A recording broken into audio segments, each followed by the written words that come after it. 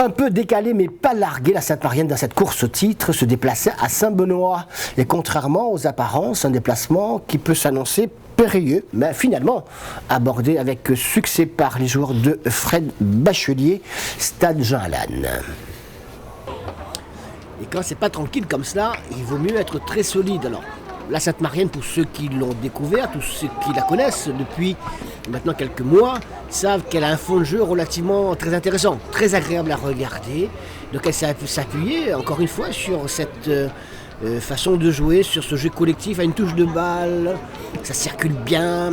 Peut-être qu'à la finition, il manque encore de la réussite. On l'avait vu lors de précédentes sorties de cette équipe de la Sainte-Marienne. Et bien cette fois encore, les joueurs de Fred Bachelier vont faire l'essentiel du jeu. Ils posséderont quelques 70% cette balle au cours de cette rencontre. Ils vont se créer des occasions magnifiques, mais ils ne vont pas marquer. En tout cas, pas tout de suite. Regardez d'abord cette première tentative. En face, il y a l'excellent Alexandre Catherine, comme d'habitude, pour les empêcher de trouver des solutions efficaces. Ce débordement et cette frappe, ce centre qui aurait pu être repris par Gladysson, qui se fait montre d'une grande maladresse avec ses jambes, qui par contre de la tête là aurait pu ouvrir le score sur cette même action que l'on a pu suivre dans sa continuité.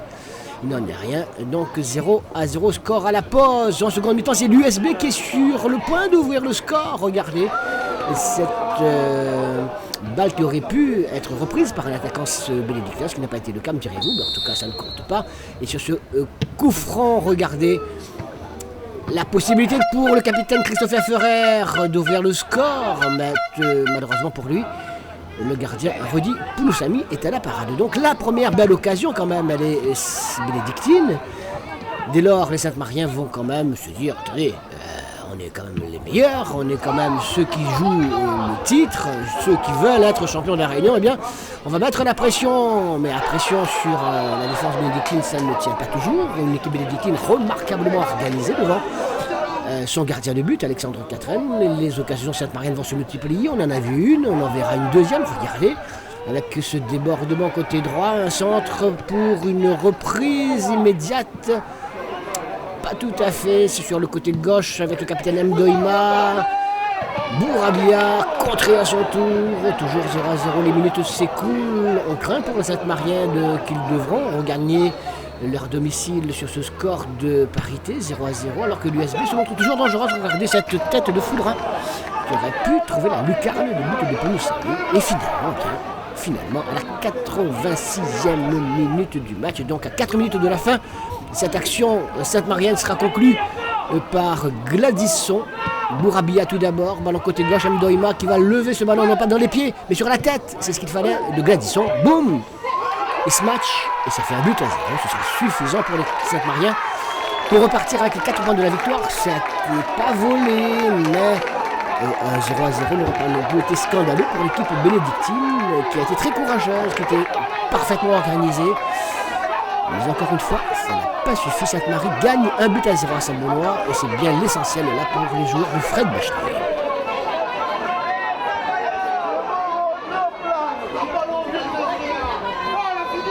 Oui, disons qu'on avait pris un but à l'aller à la 82e, on l'a pris à la 84e ce soir. Je pense que les garçons étaient très courageux, très généreux. Maintenant, ils sont malheureux parce qu'on a beaucoup donné pour essayer d'accrocher des points à cette équipe de Sainte-Marie qui joue le tableau, qui a eu la maîtrise collective, mais c'est normal pour une équipe de ce niveau-là. Maintenant, on les a perturbés parce qu'ils ne sont créés que très peu d'occasions. Et on en a eu, nous, 2 opportunités d'ouvrir le score en début de deuxième mi-temps. On n'a pas concrétisé malheureusement, mais je pense que les garçons méritaient autre chose que cette défaite 1-0 ce soir. Mais l'USB bat toujours et va continuer à travailler et à se battre et accrochera son maintien avec l'énorme volonté des joueurs. Quand le courage comme ça ne suffit pas, quels sont les mots que vous allez trouver au cours des prochains jours pour vos joueurs?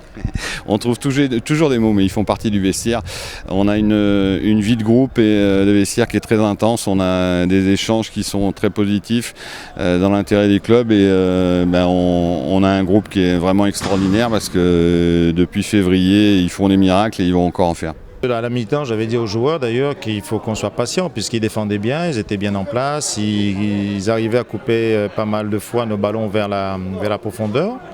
Donc il fallait être patient, on a été patient et puis on a été récompensé à la fin. Vous avez du jeu, qu'est-ce qui manque encore? Un peu plus d'efficacité malgré tout, alors plus fort devant les buts? Non, je crois que c'est une question d'efficacité. Depuis le début d'année, on ressent un petit peu cette difficulté-là dans mon équipe. Ça joue bien, ça prépare bien, mais malheureusement, à chaque fois qu'on a des bonnes situations, on n'arrive pas à concrétiser les occasions qu'on se crée. Il était important de gagner ce soir, non? Oui, parce que c'est la deuxième partie de saison, et comme nous, on aime bien faire une belle deuxième partie de saison, je crois que ce soir, on a bien commencé. Vous y croyez encore? Oh ben, tout est possible, hein. De toute façon, quand il y aura à la fin du championnat, on va savoir qui sera champion. Mais là, on a fait quand même un bon résultat ici.